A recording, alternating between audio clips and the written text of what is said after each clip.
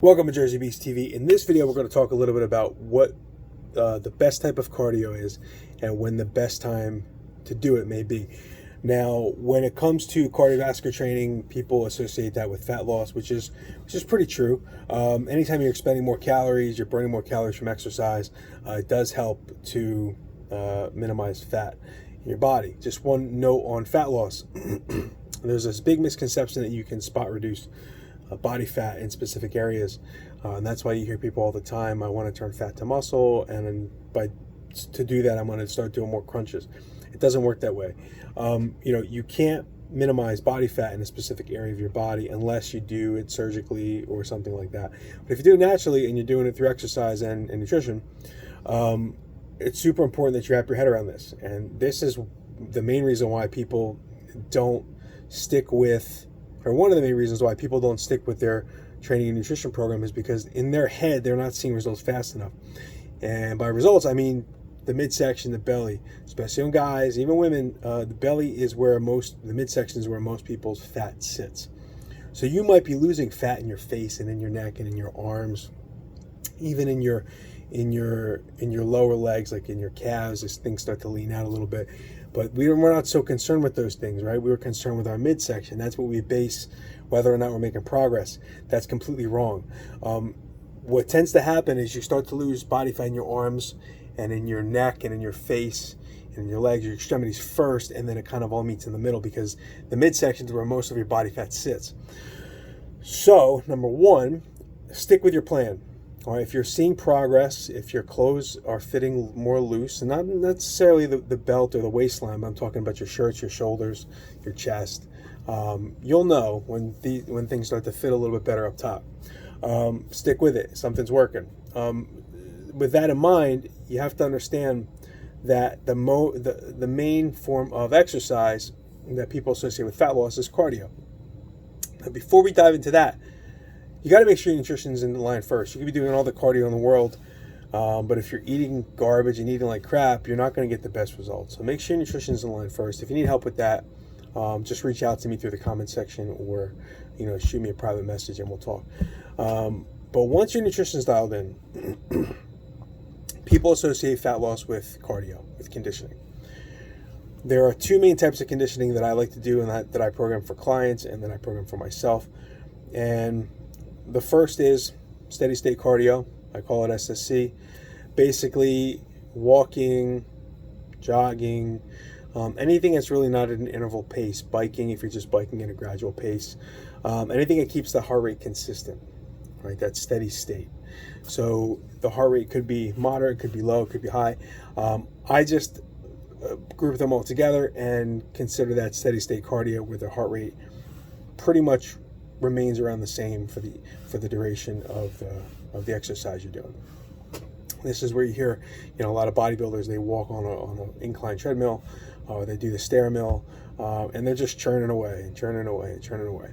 And that form of cardio works really, really well, because most of the time it's not really taxing on the joints. A lot of times guys that are bigger, or people that are holding more weight, or obese, or bodybuilders, you're not going to see those people running because of the pounding on the pavement, right? So steady state cardio is a great way to burn more calories, burn more fat, and it works. But the problem is that the duration is generally 30 to 60 minutes. Not everybody has that kind of time. So the other option is interval-based training. And one of the simplest ways to do interval-based training is to get a gym timer, or a stopwatch, or a regular watch. If people still wear regular watches, I don't know, I do. Or just looking at an analog clock, maybe on your wall. And there's some gym apps and things that you can put up on your phone that are interval timers. But the one thing you want to do is set a work time and a rest period in those intervals. So a work period would be 30 seconds, and a rest period would be 30 seconds. So for the work period of 30 seconds, you're going to go all out in pretty much any exercise you want. You can do kettlebell swings, you can jump rope, you can do mountain climbers, you can do burpees, you can do anything that's going to elevate the heart rate. You can even do this with strength training exercises too. That's a little bit more advanced. We can get into that in another video. But anything that's going to elevate the heart rate and anything that you think might be considered cardio, right? And then you're going to rest for 30 seconds. So when the timer beeps after your work period's up, you're going to hit that 30-second rest period, and you're just going to repeat that over and over and over for rounds. And typically, if you do that 30 times, it's a 30-minute workout with a 15-minute work period and a 15-minute rest period. And if you do it 20 rounds, it's going to be a 20-minute workout with 10 minutes of work and 10 minutes of rest. And you can do the same exercise. So I've done this just with jump rope, or you can do different exercises. So let's say you have a 30-minute workout, right?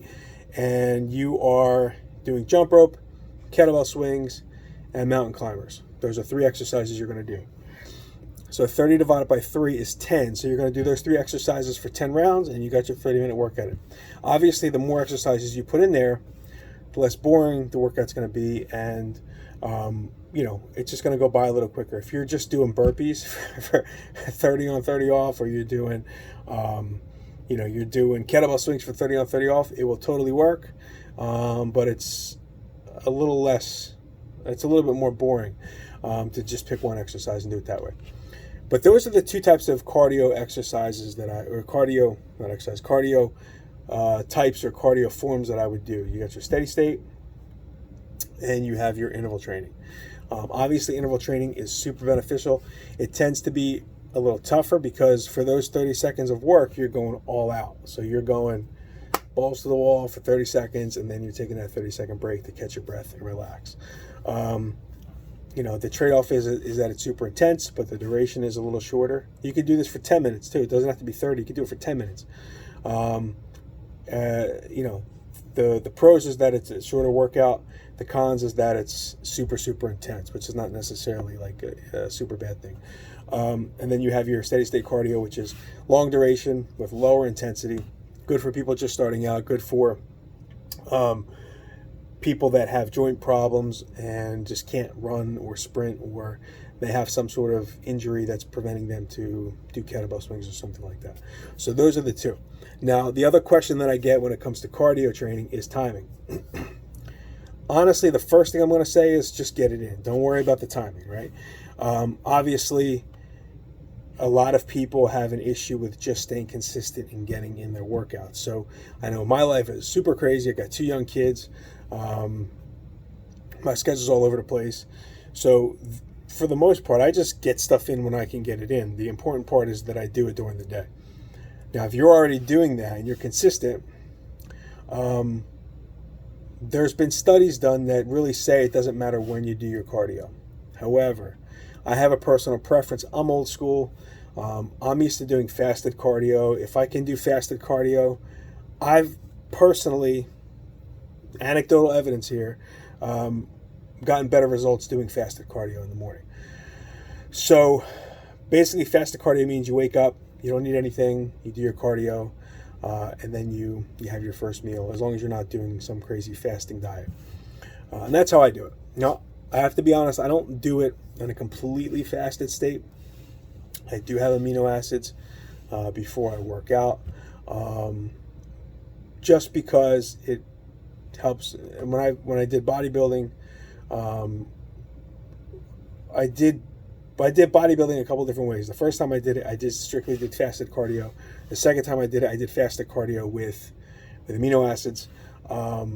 And by doing with the amino acids, I noticed that I maintained more muscle mass when I did it the second time. So again, anecdotal evidence, this is just personal preference for me, but that's how I would do it. So get it in whenever you can get it in. If you're already getting it in, then the next step would be to do a fasted. Now, obviously, if you're not used to fasting and you're going to work out, test the waters a little bit. There are times that people work out in a fasted state and they feel nauseous. So just be careful of that. Okay, don't go for this crazy high intensity interval workout in a completely fasted state if you've never done that before, because you might feel nauseous. If that is the case, then have a little something before you work out. It could be half a scoop of protein powder. It could be, a slice of wheat toast, just something to get in your stomach so you're not working on fumes. But that's it. I know this is kind of a long video. We covered a lot. But just to backtrack a little bit, 2 types of of cardio that are super beneficial: steady state cardio, high intensity cardio, and then timing doesn't matter on paper. But when I do it personally, I like doing the fasted state. So if you guys have any questions regarding getting leaner, adding muscle mass, building strength, post them up in the comments section below. And if you're a dad who is struggling, because I deal mostly with guys, with dads. I train women too, coach women too, but I deal mostly with dads. And there is a soft spot for dads with me, because I'm one, and I know the struggles of being a dad that's trying to stay in shape when you have kids and that sort of thing. So if you're a dad and you're looking to take your habits to the next level, maybe you've been sedentary for a while, maybe you haven't worked out in a long time, maybe you played sports when you were younger and you want to tap back into that competitive edge, I'm going to post up in the comment section a 6-week challenge. It's super, super, super inexpensive. It's less than $5. But the reason why it has a price attached to it is because anytime you give stuff away, there's no skin in the game. If you pay for it, even if it's $1 or $5 or $4, whatever, you have a little skin in the game now. Now it's considered an investment. It's not just somebody giving you a pamphlet of information that you're just going to toss to the side. So what I'm going to do is link it up in the comment section down below. Check it out. I've tested this with 30 guys before. We did it a couple months ago. Guys drop body fat pretty quickly. The average body fat loss was 15 pounds. I think one guy even dropped about 30 pounds. He was super overweight, but he did drop a decent amount of weight just by cementing habits, just by having a solid food list, a solid food guideline of what to eat and what not to eat, what to stay away from, and having some sort of workout to do 7 days a week. The workouts are not long. It doesn't require gym equipment. If you don't have gym equipment, there's workouts included in the program. So check it out in the comment section down below.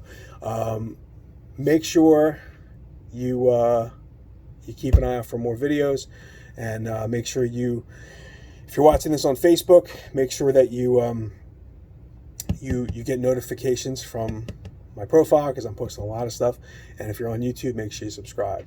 Like this video, share this video with somebody who might need to hear it. And if you have any questions, let me know. And we're going on 12 minutes, so I'm going to get out of here. Later.